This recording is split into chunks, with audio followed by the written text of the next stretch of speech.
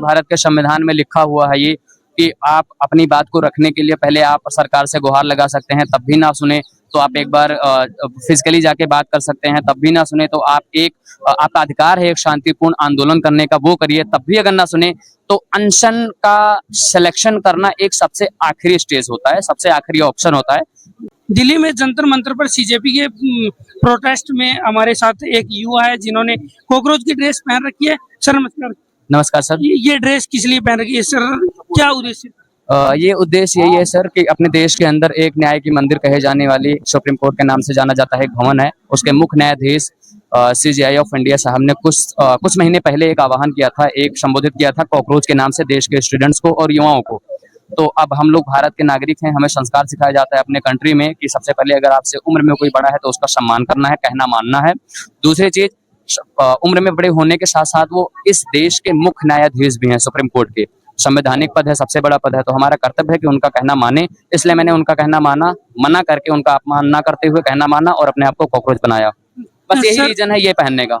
Sir आप बताइए, जिस तरह से जो सोनम वांगचुक जी है वो भूख हड़ताल पर बैठी है, आपको लगता है उनको ऐसा करना चाहिए था? सर देखिए, उनको ऐसा करना सही था कि नहीं था ये मैं बिल्कुल स्पष्ट तो नहीं बता पाऊंगा, क्योंकि भारत के संविधान में लिखा हुआ है ये कि आप अपनी बात को रखने के लिए पहले आप सरकार से गुहार लगा सकते हैं, तब भी ना सुने तो आप एक बार फिजिकली जाके बात कर सकते हैं, तब भी ना सुने तो आपका अधिकार है एक शांतिपूर्ण आंदोलन करने का, वो करिए, तब भी अगर ना सुने तो अनशन का सिलेक्शन करना एक सबसे आखिरी स्टेज होता है, सबसे आखिरी ऑप्शन होता है।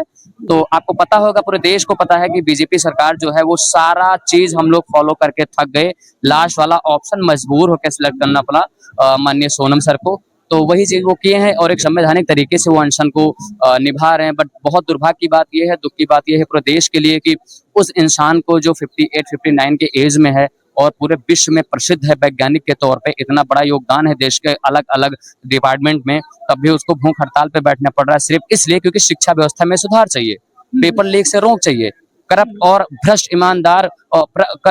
भ्रष्ट और बेईमान और लापरवाह मंत्री को इस्तीफे के लिए उसको भूख हड़ताल पे बैठना पड़ा। लगता है सर सरकार को इनकी बात है वो माननी चाहिए या नहीं?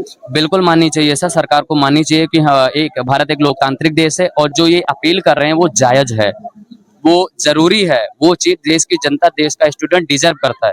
तो अगर जरूरी है, संवैधानिक तरफ से बिल्कुल सही है, जो चाहिए हमें डिजर्व भी करते हैं, तो देश के वासियों को ये बात सरकार को माननी चाहिए, देशवासियों की बात, और जल्दी से जल्दी समय को ना गंवाते हुए सोनम सर के हेल्थ को छात्र है सर, वो पीपल ऑफ द इंडिया, ये भी भारत के लोग हैं, इनकी बात भी माननी चाहिए। जी बिल्कुल सर, भारत के अगर लोग हैं और वो जेन्युइन मुद्दा उठा रहे हैं, जैसा शिक्षा के मुद्दा उठा रहे हैं कि भ्रष्टाचार ना हो, उन बच्चों को न्याय मिल सके जो आज हमारे बीच नहीं है भ्रष्टाचार की वजह से, तो ये उनको मानना चाहिए। और दुख की बात है वो अभी तक नहीं मान रहे हैं, लेकिन उम्मीद अभी भी जिंदा है, मानेंगे, पूरी उम्मीद है। क्या लगता है सर, आप सेंट्रल लेवल पर इतने एग्जाम है वो लीक हो रहे हैं, आपको क्या लगता है स्टेट लेवल पर फिर तो कितने होते होंगे?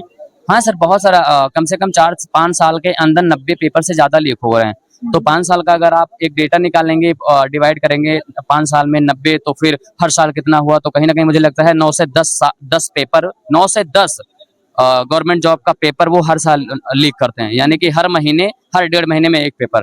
तो ये सर बहुत ज्यादा, ये लीक नहीं हो रहा है सर, लीक कराया जा रहा है, तो बहुत गलत बात है, शर्म आनी चाहिए उनको और अपनी अकाउंटेबिलिटी लेनी चाहिए, जवाबदेही देनी चाहिए, पद को छोड़ना चाहिए। सर क्या लगता है आपको, जो शिक्षा मंत्री है धर्मेंद्र प्रधान, वो इस्तीफा देंगे या नहीं देंगे? बिल्कुल देंगे वो सर, पूरी उम्मीद है 20 तारीख के पहले ही देंगे वो। हाँ, आप सरकार से अंतिम अपील है वो क्या करते हैं? सरकार से अंतिम अपील मैं जो कहूंगा वो ऑलरेडी सरकार को पता होगा, पूरे देश को पता होगा, यही है, फिर भी मैं बहुत कम शब्दों में कहूंगा कि सरकार को ये डिसीजन लेना चाहिए, बात माननी चाहिए।